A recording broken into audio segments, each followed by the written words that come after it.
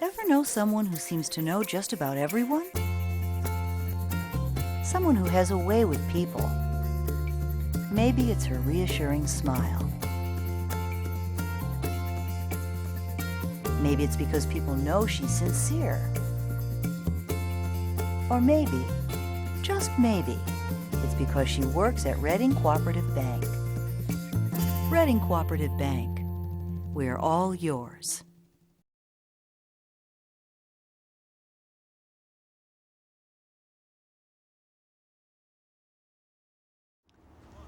October 2006.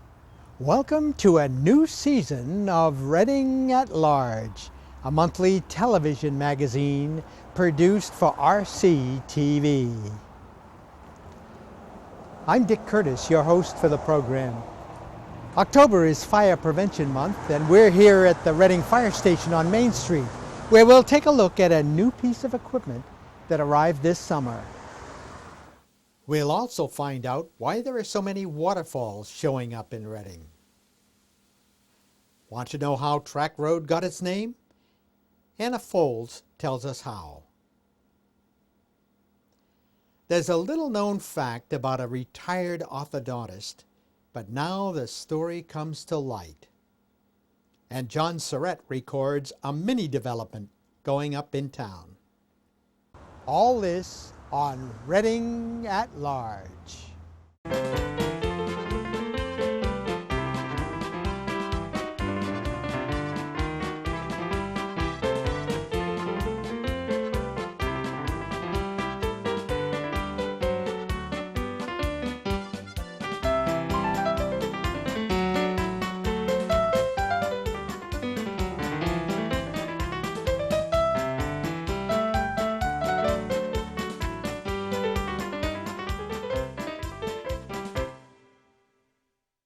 John Ritchie has always had a fascination with waterfalls and water fountains, so he turned a hobby into a business and called it Pondscapes. Well, before I was working as a hobby, I was more on the professional side. When I graduated from Wentworth, I have a degree in construction engineering, and I was working in heavy construction. So I looked at it as I decided to make a career move. Is you wonder, how can one fit the other? But as I went through into Pondscapes, a lot of stuff that I learned years ago came back. And in early 1992, I got laid off. It was a tough year for construction, so I went in with my father at MetLife. So I changed the whole career again. But I never really lost my love for the outdoors and so on. So in 1999, I went back to school and got a degree in horticulture from Essex Agricultural, which is now North Shore Community College. I took the hobby back in 1999 and turned it into a business, Pondscapes Incorporated. And I used my house here as a showroom to show people exactly the type of projects they could get. So if they're interested in putting some type of water feature, they can come to the house, and we have 26 different displays around the house when they're all running. This area here in the back is 21, almost 22 years old, and it started as segments. What I did is I started one area, and then I got interested in it, and I said, geez, this would look nice possibly down here. The systems themselves are self-recycling. That was very important for me in the original design I had. My mother is a expert ceramics. She designs, she's a judge, she teaches classes, actually teaches teachers. And you'll notice throughout the entire landscape here, there's a lot of different ceramic figurines that she's created that are nestled in here. And each year we try to have a pond tour and to invite people that may want to have an idea of that they might want to have some type of a landscaping, not necessarily a water feature, but just with plantings and so on. There's 19 waterfalls, there's 27 pumps when they're all online running. Right now I've got 22 running right as we speak. We normally will put in probably 10 to 15 water features a year. Our season obviously in New England gets short, where we typically will work from, if it's a good April till November probably at the latest. I'm not a mass producer, if you will, of ponds. We try to do the entire landscape where we'll do the water feature, then we'll do the patios and putting greens and so on, and all the external landscaping around it to make it a whole package. Actually, our slogan is, we create paradise for you. And we just try to take everything, as you can see, the way the plants are nestled in with the rocks, just to try to make it as natural as possible. But there's a system that we have here which is called open water, and there's another system which is called a pond-free or pondless system. If this is our pondless system, it differs from the koi pond in that it's filled all the way to the top with stone, so it makes it child-proof. So in essence, you can actually walk in the water on this one.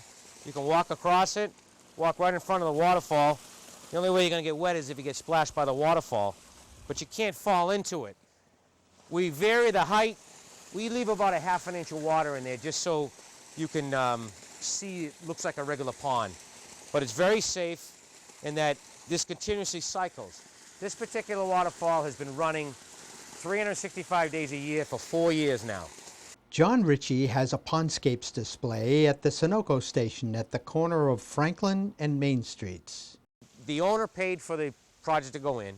We maintain it. We work at that as our commercial display garden, which is right on the corner of Franklin Street and Main Street, Route 28. And that really is the last place you'd ever see a pond.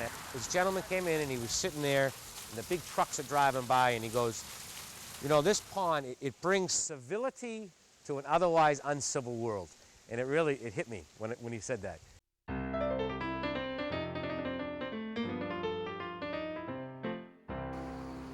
The town ambulance service has been under the supervision of the fire department since 1971.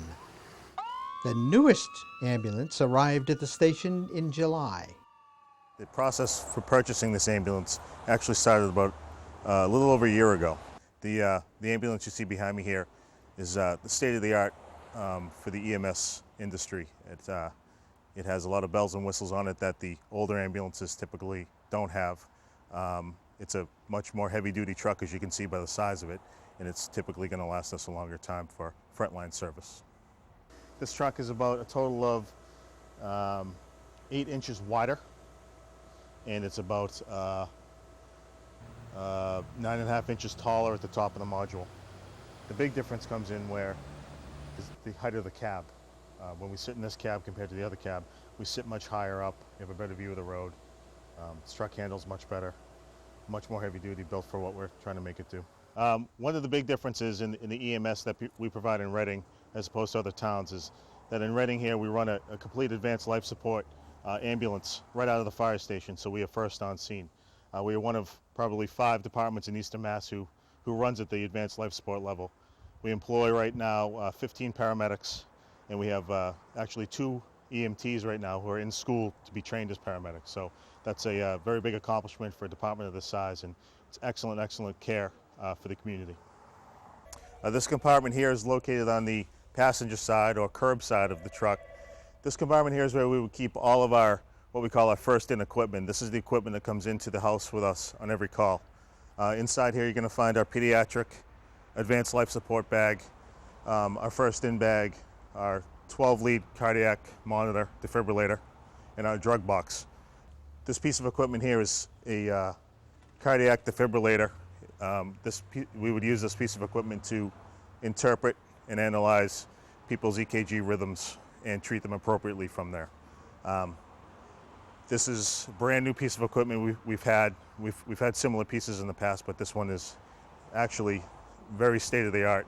It has a lot of new technology in it, which we use to bring the highest level of care to the community. We carry over 30 to 40 different types of drugs that we can treat any possible emergency you can think of, from cardiac to diabetic to allergic reactions, so on and so forth. One of the latest and greatest pieces of equipment that we have here to get a patient out of a house, for instance, someone who could sit up, is an extrication chair. This chair is the newest thing on the market. It actually eliminates the need for us as EMS and firefighters to lift the patient. As you can see, this chair is on wheels. It can roll very easily. It has ball bearings and everything in the wheels. But the best feature about this chair is that it has actual tank treads, as you can see, that will actually allow the patient to go down the stairs. All we have to do is guide the chair down using this handle here. Some of the features of this new truck including all the surgical lights so we can actually see what we're doing back here when we're doing our procedures and evaluating the patient. We have a control panel back here that when we sit here to take care of the patient at the patient's head, we're able to control all the operations of the module from this location. We can control all the lights, the heat, the suction unit, which we have here in case someone needed to be suctioned out, just like sometimes at the dentist, they'll use a suction unit on you. We have a built-in IV fluid warmer tray. So simply we take our IV fluids, we place them on this tray, and when we work out of this cabinet, all of our fluids will be approaching 98 degrees. So therefore that when we start an IV on somebody and we have to give them some fluid or medication, that the fluid is already warmed up to body temperature and therefore can be utilized by the body a lot quicker than if this was cool fluid going in and had to be warmed up by the body. Another feature we incorporated into this truck, which you won't find in any other vehicle in the area, I can almost guarantee that, is we have a second complete control panel. So it doesn't matter what side of the patient that you're working on, you are able to control all your operations back here. Something unique and different about this truck would be the fact that this truck has a dual role. It's set up for two purposes. Not only do we provide EMS to the community, but this truck also provides firefighting capability. In this compartment here, it's basically a compartment for firefighting. We have 2 breathing apparatus setups here for the 2 people that would ride the ambulance and 2 full sets of bunker gear. This is different. A lot of ambulances in surrounding communities don't carry full firefighting equipment.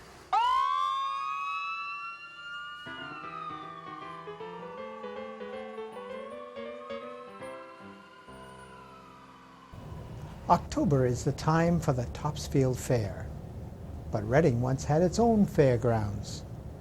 Anna Foles takes a look at the history. With a chill in the air and color in the trees, there is no mistaking the season in New England. For many, autumn is not complete without the annual trek to the county fair, maybe to check out the world's largest pumpkin, take in the poultry exhibition, or simply walk the Midway. Today's destination might be Topsfield or the Eastern States Exposition. There was a time when Readingites had a much shorter commute for such activities. For 2 decades, near the turning of the 20th century, our town was home to a fair and cattle show of its own. Let's look at Reading a century ago. On September the 28th, 1898, the Middlesex East Agricultural Fair opened with all the appropriate fanfare. For 3 days, more than 20,000 people walked through the gates of the 41-acre agricultural park just off of Salem Street on the Wakefield line, paid their 25-cent admission, and took in all the sights and sounds. One of the main attractions was the exhibition hall, 3 floors of manufacturers and trade exhibits, a restaurant, and a women's department, modeled after that of the Chicago World's Fair of 5 years earlier. It featured matters purely feminine. The structure was located just to the left of the main entrance. To the right was the Midway. Here were games of chance, men guessing your age, the sledgehammer game, and ring the cane. Found also were the refreshment stands, popcorn and peanut men, and the steam carousel. The focal point of the fair was the racetrack. The half-mile oval, complete with a 3,000-seat grandstand, was the site of horse races, bicycle competitions, and parades. On the track's infield was the vaudeville stage. For the amusement of the fairgoers were such acts as Harry Mosier, Trick Bicyclist, the Lafayette Quadrille performing ragtime, Bennett and Marode with their intelligent donkey, and Adric Senecal juggling with his feet. Feature acts included the Van Nortons, who would dive from a height of 75 feet into a 5-foot reservoir. The McBride brothers took turns shooting each other from a cannon. High wire acts and Gilbert and his goat circus. The paper said there is nothing like it in the world. The most popular act year after year was the daily balloon ascension. Professor Bonnet, and in later years Charles Allen, and still later Professor Mott and his lovely assistant Miss Van Bruch, would soar into the sky over Quinnipiac Park, only to have the balloon suddenly deflate and then its occupants would parachute safely back to Earth. The fair attracted people from far and wide, and its management was represented by many surrounding towns. Fair President Frank Bennett hailed from Saugus. Other officers came from Stoneham, Wakefield, and Reading. Participants also came from many communities, although it was generally conceded that the Reading ladies had the best display in point and Battenberg lacework and embroidery. The Stoneham ladies excelled in china painting. Advertisements touted the fairground are of easy access, electric cars from all points landing patrons at the gate. During the fair, cars will run directly from the Boston and Maine station in Reading. The fair was always on the cutting edge. In 1900, a grand auto exhibition and parade was staged, complete with 60 to 80 motor carriages. Just a few years later, the park featured aeroplane flights by Jack McGee. Later, he was joined by Ruth Law, the Lady Aviator. In 1910, the event was called the Quinnipiac Fair, and Governor's Day became a featured event. It also brought out opponents. On one day of the fair, candidate Norman H. White expressed regret at the non-appearance of Governor Foss, who, he said, might tell us what he had not done for agricultural interests. The next day, the governor was there saying, "The state is deeply interested in the agriculturalist citizens and the farming industry."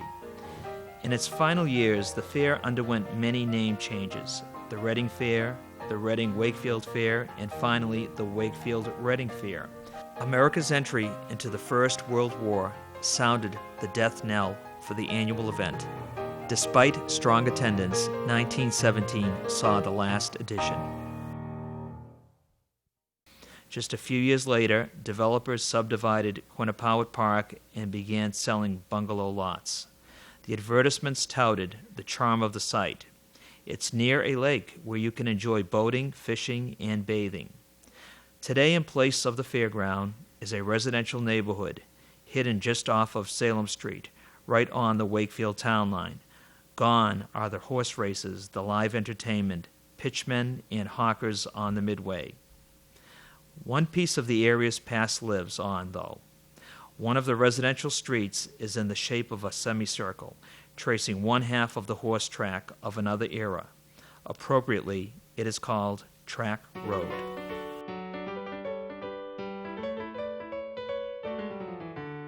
Many people in town know Dr. Boisfort as a retired orthodontist, but what many of you may not know is that he was a prisoner of war during World War II, and he's featured in an exhibit at the National Heritage Museum in Lexington.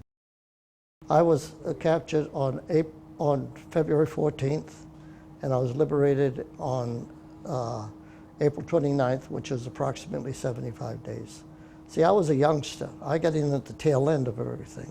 Dr. Boisfort went into the Air Force, was stationed in London, and flew on several uneventful missions before the fateful ride. The fourth mission, I thought for the past 40 years that I was going to be, that I had gone to Dresden, and I found out that I went to Brux, Czechoslovakia instead. We took off early in the morning, went through the clouds, made a formation, and started across. We got to the bomb, dropped our bombs, and started back. Something happened up in the cockpit, and we heard the signal to bail out. I grabbed the ribs of the plane, pull the red cord, and kicked the door. The door went out. I was the first to leave that plane. Then the other three followed me.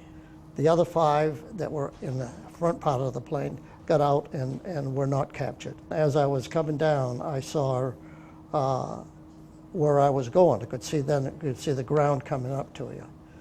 And I said, "Oh, brother," I said, "you get yourself into this, now get yourself out." I landed in a field right next to the main gate of the German Aircraft battery. And the first thing I heard was, "Halt, Pistola." There was no way I could have gotten away.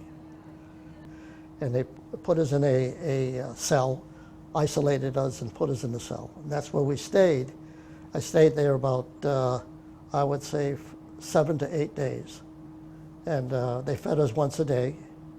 The meal consisted of, at that time, was dark bread made of, I say it was made of sawdust because there was sawdust all over it. And you got a small piece of that and what we call a clem can or a coffee can of watery cabbage soup. They came in one morning and got me and took me up to interrogation. And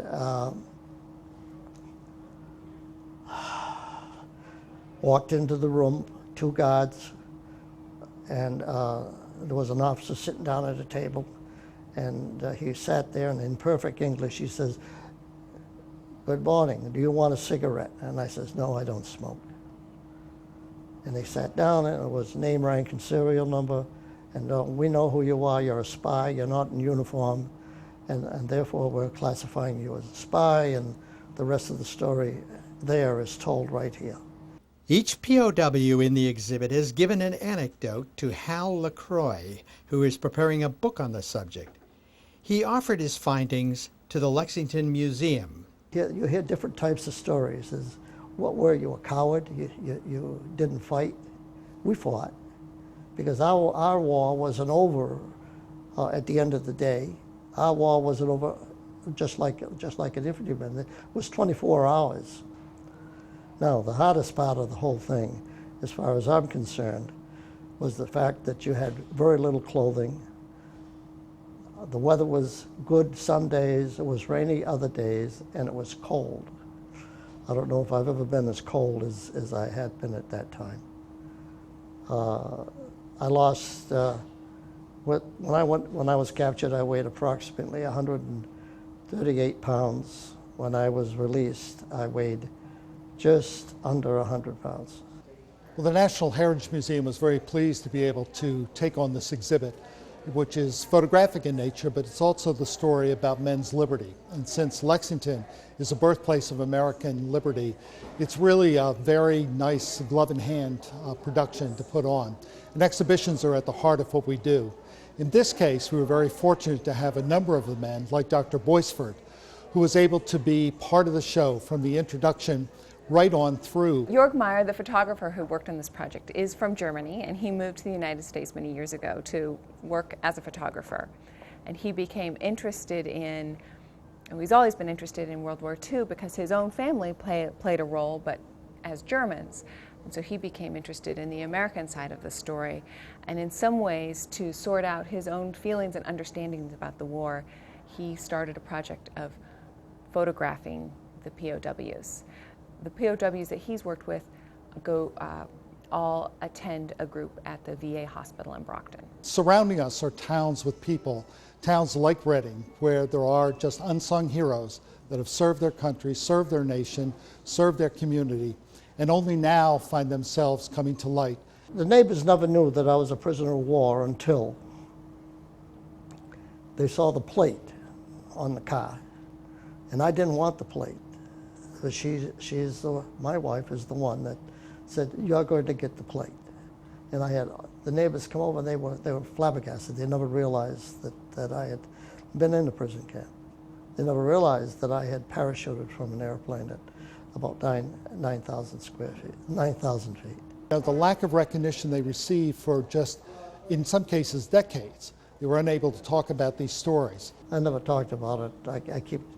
My wife never knew I was a prisoner of war when we got married. Never. Even to this day, I don't say too much about it.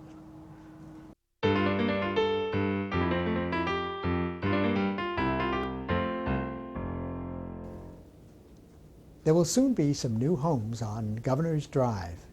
They're being developed by Habitat for Humanity and a group of volunteers. John Surratt provides us with a closer look. Building a Habitat home is really no different than building any home, residential home. We have to get the permits, and it takes time to get all things squared away with the town and the state and so forth. Once we cleared the property, We had to put in a lot of fill because the land was quite a bit lower than what we have here today. So we had quite a few dump trucks that had to come in and drop off the loam and the gravel and whatever to begin the construction. Once that took place, we had a contractor come in to put in the footings and the slab. We're not able to build a basement on the two sets of properties for the simple reason that it's too low and there's some water associated with the ground here that precludes us from doing that. We have 2 days a week that we work. We work on a Saturday where we have general volunteers, and then on Tuesday we have the retirees. And these are individuals that come every Tuesday. Bill Murphy and Ralph Anderson are the supervisors of the Tuesday crew. Generally, the way that we construct it is that we build one side at a time, first floor, on the ground, and then raise it. And you'll see pictures quite often of individuals pushing a frame up. That's called raising a wall. And we do that with all 4 walls. Once the first floor is constructed, then we go through the process of putting the second floor on. What we have to do that is obviously put the truss or the main beam through the center of the house, and then we start the process of putting the second floor on. One of the things I must mention is that we've had a tremendous amount of help from a lot of companies. Exit Realtors have been extremely good and very generous to us, supplying the funds to build a good part of one of the homes.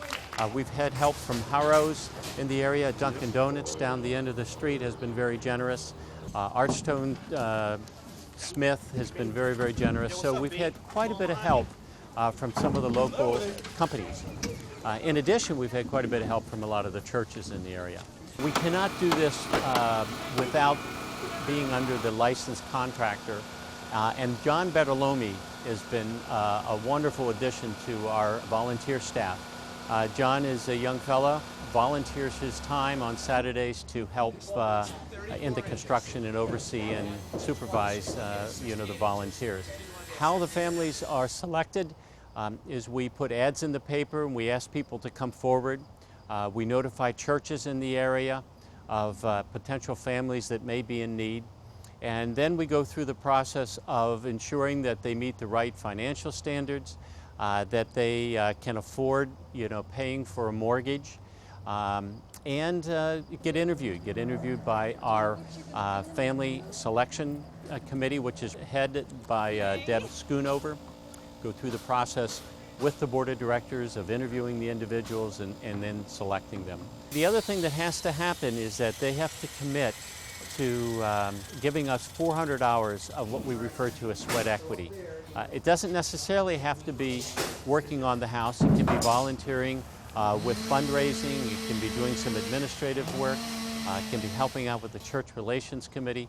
So there's many different ways that they can put in their time and efforts to assist. So the goal is that before the first snow flies, that we have both of the homes under roof, tight, so that we can begin to work inside.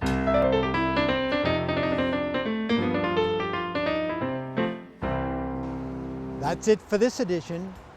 We'll be back next month with another edition of Reading at Large. Thanks for watching.